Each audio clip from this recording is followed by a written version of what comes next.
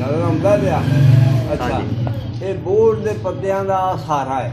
ਬੋਹੜ ਦੇ ਪੱਤੇ ਲੈ ਕੇ ਉਹਨਾਂ ਨੂੰ 2 ਦਿਨ 4 ਦਿਨ ਭਿਉਂ ਛੱਡਿਆ ਪਾਣੀ 'ਚ, ਫਿਰ ਉਹਨਾਂ ਨੂੰ ਉਬਾਲ ਕੇ ਅਤੇ ਉਹਨਾਂ ਨੂੰ ਪੁਣ ਕੇ ਅਤੇ ਪਾਣੀ ਉਸ ਨੂੰ ਸੁਕਾ ਕੇ ਅਤੇ ਇਹ ਜੋ ਸਾਰਾ ਉਹਦਾ ਨਿਕਲ ਆਇਆ।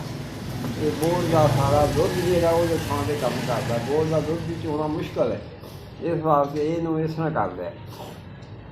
ਆਹ ਜਿਹੜਾ ਕਿੱਕਰ ਦਾ ਸਾਰਾ ਹੈ, ਕਿੱਕਰ ਦੀਆਂ ਫਲੀਆਂ ਨੂੰ ਕੁੱਟ ਕੇ ਉਹਨਾਂ ਦਾ ਪਾਣੀ ਕੱਢਿਆ, ਕੱਢ ਕੇ ਅਤੇ ਉਸ ਪਾਣੀ ਨੂੰ ਖੁਸ਼ਕ ਕਰ ਲਿਆ।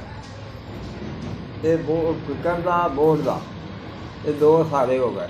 ਉਸ ਤੋਂ ਬਾਅਦ ਇਹਦੇ ਵਿੱਚ ਪਾਉਣਾ ਕੀ, ਇਹ ਮੁਸਲੀ ਸਫੈਦ ਅਤੇ ਸਾਰਾ ਮਿਸਰੀ ਅਤੇ ਤੁਖਮ ਕੌਂਚ ਉਹਨਾਂ ਦੇ ਤਲ ਮਖਾਣਾ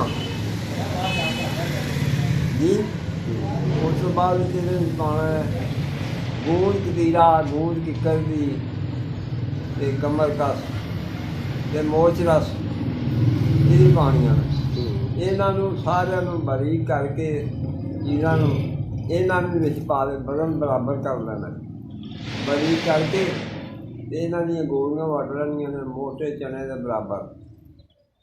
ਇਹ ਗੋਲੀ ਜਿਹੜੀ ਇਹ ਜਰੀਆਨ ਇਸਲਾਮ ਵਾਸਤੇ, ਕੂਵਤ ਬਾਹ ਵਾਸਤੇ ਇਹ ਬੜੀ ਆਲਾ ਚੀਜ਼ ਹੈ।